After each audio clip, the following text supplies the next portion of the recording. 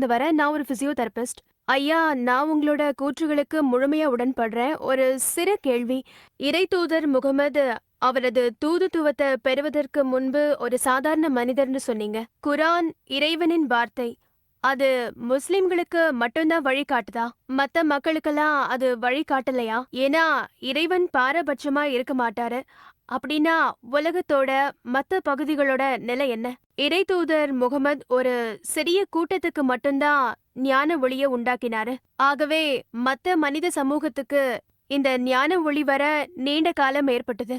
இந்த நீண்ட நாட்களால முஸ்லீம் அல்லாத இந்துக்களை போன்றோருக்கு இறைவனின் இந்த புனித வார்த்தைகளை பெற முடியாம இருந்தனர்.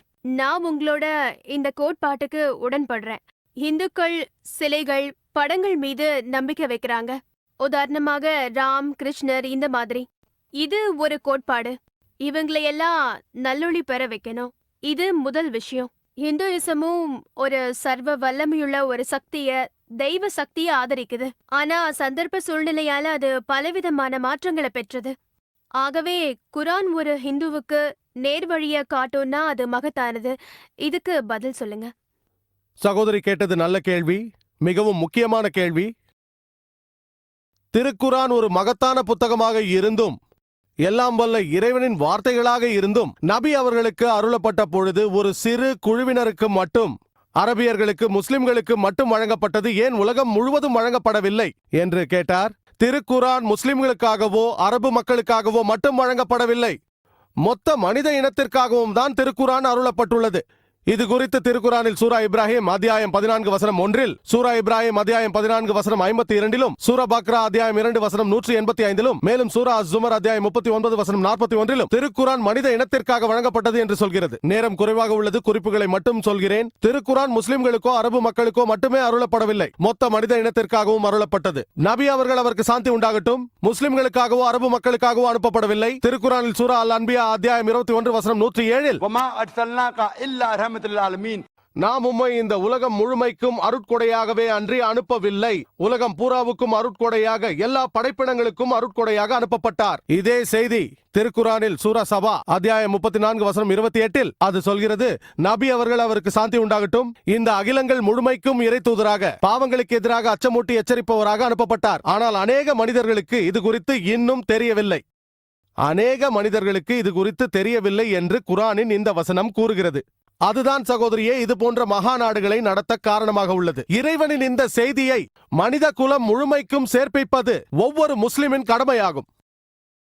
இன்னொரு கேள்வி ஐயா, அதிக நேரம் எடுக்கும், செய்யாமல் இருப்பதை விட காலதாமதமாக செய்வது மேல். மேலும் தன்னை முஸ்லிம் என்று கூறிக்கொள்ளும் ஒவ்வொருவரும் செயல்பாட்டில் முஸ்லிமாக இல்லாமல் இருக்கலாம். அவருக்கு பெயர் இருக்கலாம், அப்துல்லா, ஜாகிர், முகமது, சுல்தான், ஆனால் செயல்பாட்டில் முஸ்லிம் அல்லாமல் இருக்கலாம்.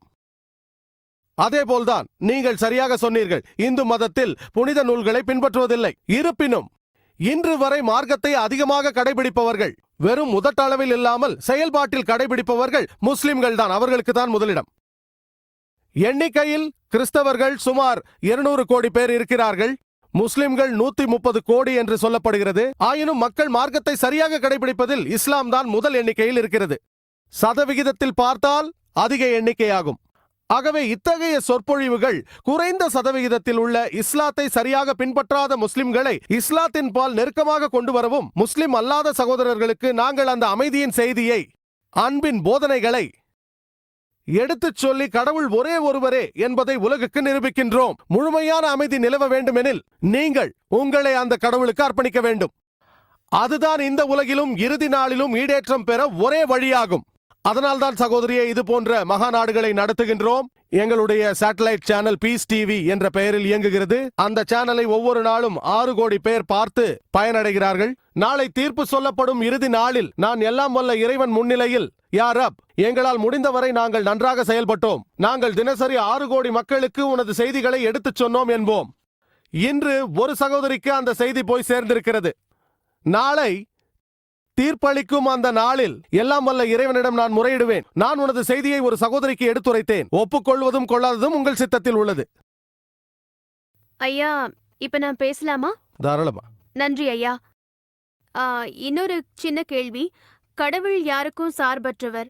ஆகவே நீதி செலுத்தும் அந்நாள்ல நீங்க இங்க பக்க சார்பாக எடுத்துக்கொண்டு முஸ்லிம் அல்லாதவர்களுக்கு கேள்வி கேட்பதில் முதல் சலுகை தந்ததைப் போல அல்லாமல், கடவுள் யாருக்கும் சார்பற்றவர் ஆகையால் இந்துக்கள் சிலைகள் படங்களை நம்புவதை விட்டுட்டு அனைத்து சக்தியுள்ள இறைவன, எந்த உருவ அமைப்பும் இல்லாதவன வணங்க ஆரம்பித்த பின் அந்த இறுதி தீர்ப்பு நாள்ல அவங்க முஸ்லீமா வாழலன்னு இறைவன் புறக்கணித்து விடுவானா? ஏன்னா இந்து மதத்திலையும் ஒரு கடவுள் கொள்கைதான் உண்டு. ஆனா அவங்க தவறா புரிந்து கொண்டு அத்தகைய வழக்கங்களில் ஈடுபட்டார்கள். இந்து மதத்தை பின்பற்றுவது தவறல்ல. ஏன்னா உங்களோட நோக்கம் கடவுள்தான் எல்லாத்துலயும் மகத்தானவன், அவனுக்கு கற்பனையான உருவம் இல்லைங்கிற ரொம்ப உங்களோட நல்ல செய்தி கேள்வி. இந்துக்களிடம் சேர்ந்தால் நீங்கள் வெற்றி பெற்று விட்டீர்கள். நல்ல கேள்வி, நல்ல கேள்வி. நன்றி ஐயா. கேள்வி பதில் விஷயத்தில் நாங்கள் பக்க சார்புள்ளவர்களா இல்லையா என்பதில் 2 கருத்துக்கள் உண்டு. நாங்கள் பக்க சார்பாக செயல்படாத காரணத்தால் நீங்கள் கேள்வி கேட்க முடிந்தது.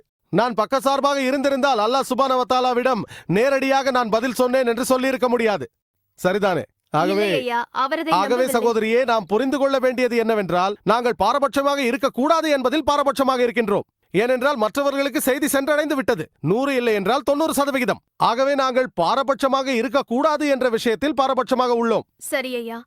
ஐயா, நாம் இப்பொழுது உங்கள் கேள்விக்கு வருகிறேன் சகோதரியே. Yes. உங்கள் கேள்வி, ஒருவேளை இந்துக்கள் ஒரு இறைவனை நம்பினால், உருவங்களை நம்பாமல் இருந்தால், சிலைகளை நம்பாமல் இருந்தால், விக்கிரகங்களை நம்பாமல் இருந்தால், தீர்ப்பு நாளன்று முஸ்லிம்களாக இருப்பார்களா என்று கேட்டீர்கள். சரியாக சொன்னீர்கள். இஸ்லாத்தின் ஒரு பகுதியை பின்பற்றுகிறார்கள். நீங்கள் மேலும் இந்து மத வேதங்களை படித்தீர்களேயானால் இன்னொரு இறை தூதர் வருவார் என்று சொல்லப்பட்டிருக்கிறது. நபி அவர்கள், அவருக்கு சாந்தி உண்டாகட்டும், அவரது வருகையை பற்றி பல இடங்களில் முன்னறிவிப்பு செய்யப்பட்டுள்ளது. அது குறித்து பவிஷ்ய புராணத்தில் பருவம் 3 காண்டம் 3 அத்தியாயம் 3 ஸ்லோகங்கள் 5 8 வரை, மேலும் பவிஷ்ய புராணம் பருவம் 3 காண்டம் 3 அத்தியாயம் 3 ஸ்லோகங்கள் 10 27 வரையிலும், அதர்வண வேதத்திலும் முன்னறிவிப்பு செய்யப்பட்டுள்ளது.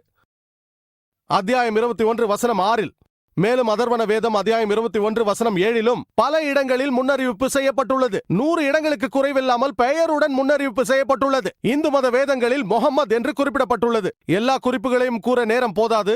கல்கி அவதாரத்தை பற்றி கூறப்பட்டுள்ளது. கல்கி புராணம் அத்தியாயம் 2 வசனங்கள் 4 5 7 9 11 15 கூறப்படுவது என்னவென்றால், மற்றும் ஒரு அவதாரம் வரும், கல்கி அவதாரம். அவருடைய தந்தையின் பெயர் கடவுளின் சேவகர் என்று இருக்கும், விஷ்ணு யாஷ். அதை அரபியில் மொழிபெயர்த்தால் அப்துல்லா. அது நபி அவர்கள், அவருக்கு சாந்தி உண்டாகட்டும், அவர்களின் தந்தையின் பெயராகும். இந்த கல்கி அவதாரத்தின் தாயின் பெயர் சுமதி என்பதாகும். அதன் பொருள் அமைதி மற்றும் நிச்சயம். அரபு மொழியில் ஆமினா என்று சொல்லப்படும். அதுதான் நபி அவர்களின் தாயாரின் பெயராகும். கல்கி மாதவ் 12ஆம் நாள் பிறப்பார் என்று குறிப்பிடப்பட்டிருக்கிறது. ரபி அவல் 12ஆம் நாள் நபி அவர்கள் பிறந்தார்கள். 4 உதவியாளர்கள் இருப்பார்கள். இறை தூதருக்கு குலஃபாயே ராஷிதீன் என்ற 4 தோழர்கள் இருந்தார்கள். அமைதியான இடத்தில் பிறப்பார் என்று உள்ளது. மக்காவில் பிறந்தார். அவர் மக்காவின் தலைவரின் வீட்டில் பிரதான குலமான குறைஷி குலத்தில் பிறந்தார். அவர் ஒரு குகையில் இருந்து வடக்கு நோக்கி சென்று வருவார் என்று இருக்கிறது. அது போலவே நபி அவர்கள் மக்காவில் இருந்து மதினாவிற்கு சென்று திரும்பினார். இப்படி எல்லாம் கல்கி அவதாரத்தை பற்றி குறிப்பிடப்பட்டுள்ளது. அதனால் ஒரு பகுதியை லா இலாஹா இல்லல்லாவை நம்பினால் முஹம்மது ரசூல் அல்லாஹ்வையும் நம்ப வேண்டும்.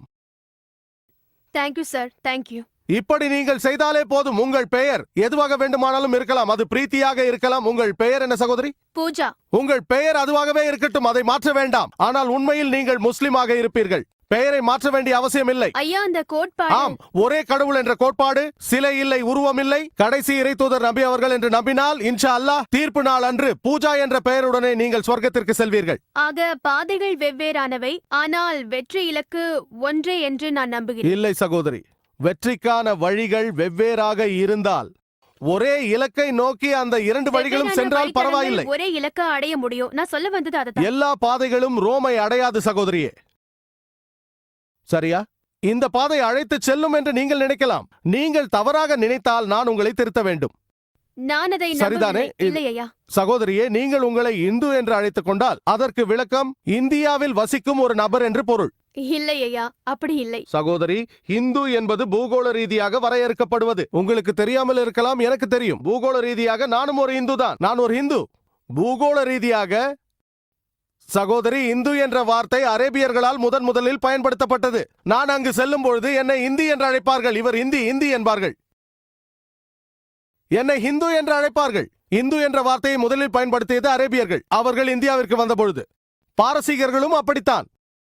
இந்தியாவில் வாழும் மக்களை குறிப்பதற்காக பயன்படுத்தினார்கள். ஆகவே நிலவியல் ரீதியாக நான் ஒரு இந்து. ஆனால் மத ரீதியாக அப்படி சொன்னால் ஹிந்து என்பது தவறான வார்த்தை. சுவாமி விவேகானந்தர் கூறுகிறார், அதற்கு சரியான வார்த்தை வேதாந்தி, வேதங்களை பின்பற்றுபவர். ஆகவே வேதங்களில் உள்ள சரியான விஷயங்களை நீங்கள் நம்பினால், ஒரு கடவுளை நம்பினால், நபி அவர்களை இறைத்தூதர் என்று நம்பினால் நீங்கள் ஒரு முஸ்லிம். மதம் என்பது இதில் முக்கியமல்ல. அல்லாஹ்தான் மிக உயர்ந்த சக்தி. சரிதான், இதில் நான் முதலிடம் ஒப்புக்கொள்கிறேன். கடவுளுக்குத்தான். அதே போலத்தான் அதனால் இறைவனின் மார்க்கமானது இறுதியாகும். ஒரு ஆனால் மார்க்கம் தான் உள்ளது. கடவுளின் மதம் இஸ்லாம் அல்ல. கடவுளின் மதம் இஸ்லாம் அல்ல. இஸ்லாம் என்ற அரபு சொல் உங்களை புண்படுத்தினால் அந்த வார்த்தையை ஒதுக்கி வையுங்கள். இல்லை, அது என்னை புண்படுத்தவில்லை. இல்லை, நான் சொல்கிறேன் சகோதரியே, அது உங்களை புண்படுத்தவில்லை என்றால் இல்லையா, அது சாந்தியானது. அது எப்படி யாரையும் புண்படுத்தும்? அதுவும் குறைந்தது படித்த ஒரு பெண். மாஷா அல்லாஹ், நீங்கள் கற்றறிந்த பெண்மணி. Thank you so much. Thank you, sir. சகோதரி, இஸ்லாம் என்றால் இறைவனுக்கு அர்ப்பணித்தல் என்று பொருள். இஸ்லாமில் பிரச்சனை இருந்தால் அந்த பெயரை ஒதுக்கிவிட்டு உங்கள் விருப்பங்களை இறைவனுக்கு அர்ப்பணியுங்கள். அல்லாஹ் சொல்கிறான், திருக்குரான் சூரா ஆல இம்ரான் அத்தியாயம் 3 வசனம் 19 ஒரே ஒரு மார்க்கம், இறைவனால் ஏற்றுக்கொள்ளப்பட்ட மார்க்கம், உங்கள் விருப்பங்களை இறைவனிடம் அர்ப்பணிப்பதாகும்.